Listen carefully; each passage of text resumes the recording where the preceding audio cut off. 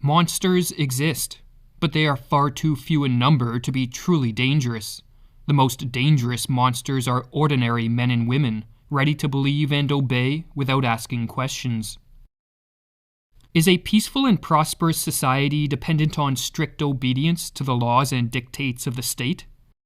Is voting the only proper means to show displeasure with the commands of politicians and bureaucrats?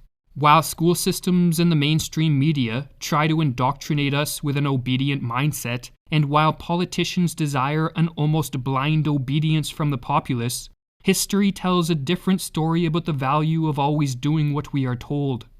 In this video, we are going to discuss why obedience, not disobedience, is the greatest threat to mankind, while also examining how civil disobedience keeps a society free. The problem, wrote the American historian Howard Zinn, is not disobedience, it is obedience. The real question, echoes the psychologist Wilhelm Reich, is not to know why people rebel, but why they don't rebel.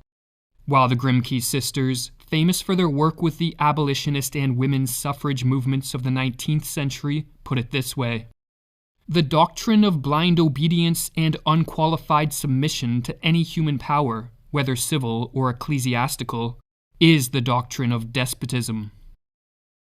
In the 20th century, as millions upon millions of bodies piled up in socialist and fascist countries, it became evident to all those who cared to look that obedience can kill.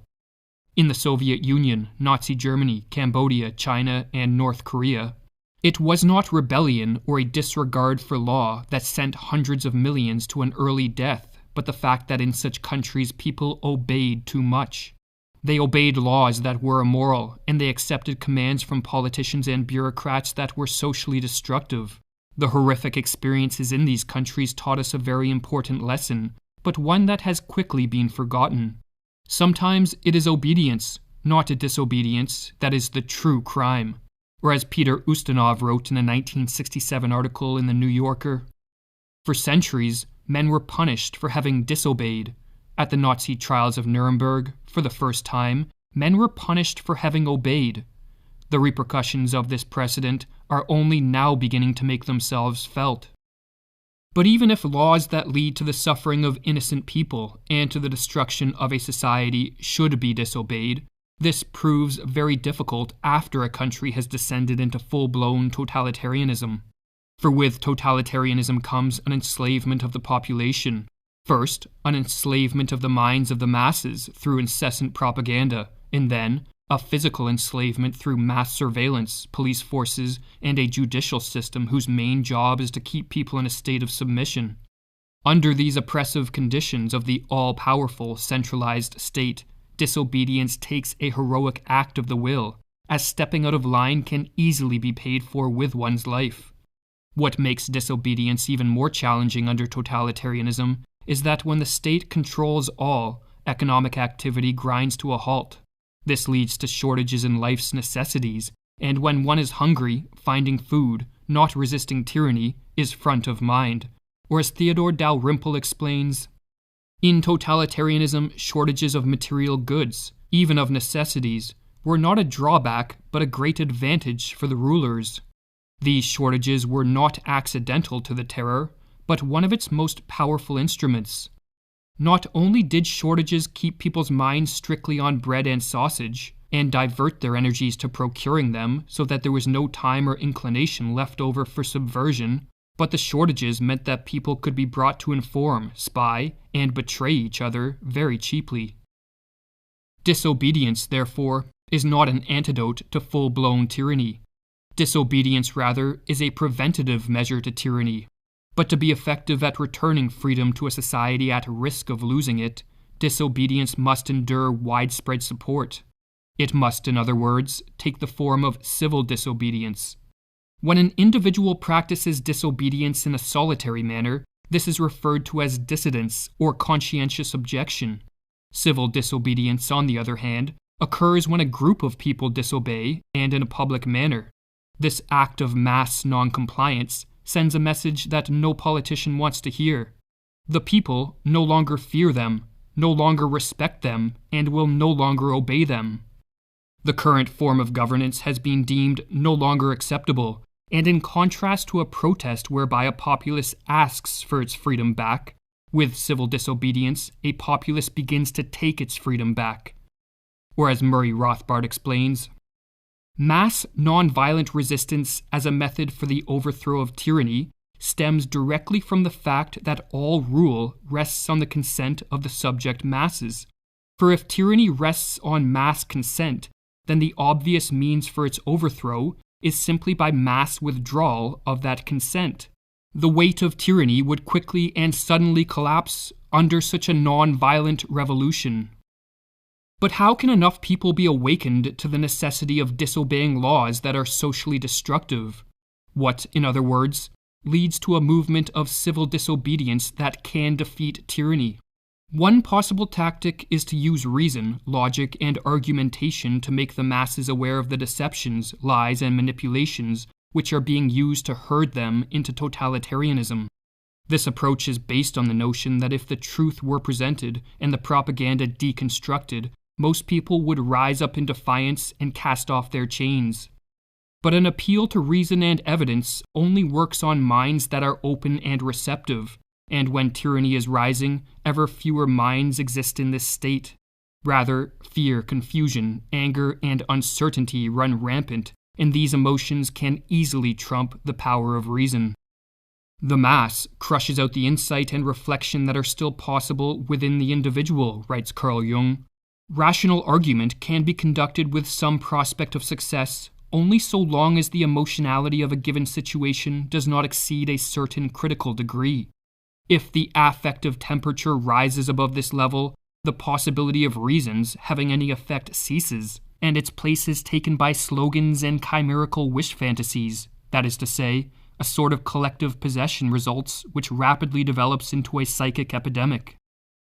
This observation that a people can become immune to logic and reason was shared by the writer Elie Wiesel, who upon visiting the Soviet Union wrote, "Logic will not help you here. You have your logic, they have theirs, and the distance between you two cannot be bridged by words." What is needed more than words and arguments are individual dissidents who act as the motivating examples for the larger movements of civil disobedience. For the power of example always reigns supreme in its ability to influence others. When people see that someone is willing to take risks in defense of their beliefs, and that their words are congruent with their actions, this lends more credence to their position. And while the example of a dissident may not awaken those most blind to the chains of control that are being placed around them, it can exert a strong influence on the many who are on the fence as to what to think and how to act. But without an intrepid few willing to be the example for others, a sort of prisoner's dilemma exists.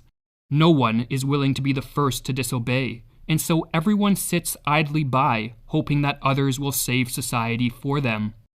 "So many others are better qualified, more competent and effective than me," writes Frederick Gross. "A throng of good-willed souls is projected onto the horizon, ready to rise, so that I can retreat more easily. Another will act instead of me, and so much the better." But the question that a potential first mover faces is, when is it right to disobey? For while it is relatively easy to disobey when a movement of civil disobedience has gained momentum, the initial dissenters face a challenging predicament. Is disobedience worth the risk?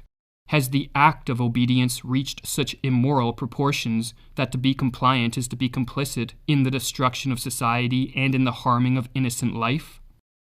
Each person must answer these questions for themselves, but an answer usually comes from within, as a command from conscience. The etymology of the word conscience tells us that it is a special form of knowledge, writes Jung. The peculiarity of conscience is that it is a knowledge of, or certainty about, the emotional value of the ideas we have concerning the motives of our actions.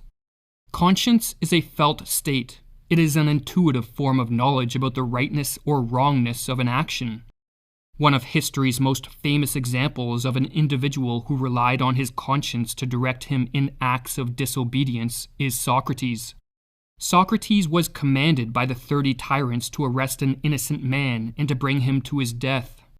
Socrates, however, did not practice blind obedience, even if the commands came from tyrants who held the power of life and death over him. Socrates instead listened to his conscience. "The 30 sent for me," says Socrates, "and ordered me to bring Leon the Salaminian to be put to death. I, however, showed again, by action, not in word only, that I did not care a whit for death, but that I did care with all my might not to do anything unjust or unholy. For that government, with all its power, did not frighten me into doing anything unjust. I simply went home." In going about our day-to-day life, our conscience tends to speak quietly, and often the messages it sends are ambiguous. But this can be used to one's advantage when making the decision as to whether disobedience has now become the right choice.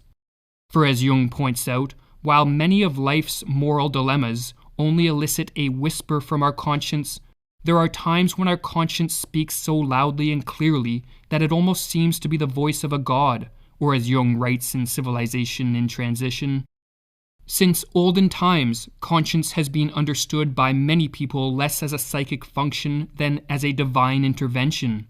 Indeed, its dictates were regarded as the voice of God. This view shows what value and significance were, and still are, attached to the phenomenon of conscience. Conscience commands the individual to obey his inner voice, even at the risk of going astray. If our conscience commands us to stop obeying unjust laws, and if each time we do obey we experience feelings of loathing and guilt, then we face a difficult choice. We either obey our conscience and become a dissident, or we continue to obey the commands of tyrants, and we become a traitor to ourself. The men and women whose inner voice speaks loudest in the face of a rising tyranny are those most likely to step forward as dissidents, and it is when a common vibration of conscience rings out through a society that civil disobedience becomes possible. First, the call of conscience is answered by a relative few, but these few serve as the example for others. Whether enough people will follow to create a movement of civil disobedience is contingent on how much a populace still desires freedom, compared to what degree the populace has been psychologically subdued by the fear, hate, and confusion that is sown by the propaganda of tyrants.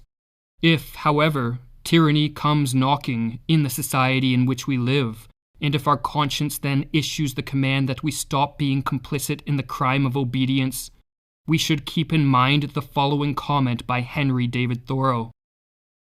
"Disobedience is the true foundation of liberty.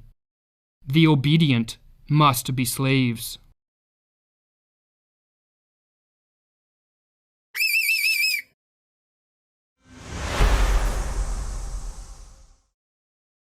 אם אהבתם את הסרטון הזה, אתם מוזמנים להצטרף אלינו באתר nowhere, מקום לדעת, בו אנו משתפים איתכם את הסרטונים שיוטיוב, פייסבוק וטוויטר מנסים לצנזר. הצטרפו אלינו בטלגרם ותמכו בנו בפטריון, כדי שנוכל להמשיך ולחזק את הערוץ ולשתף את האמת על הבריאות והעתיד של כולנו.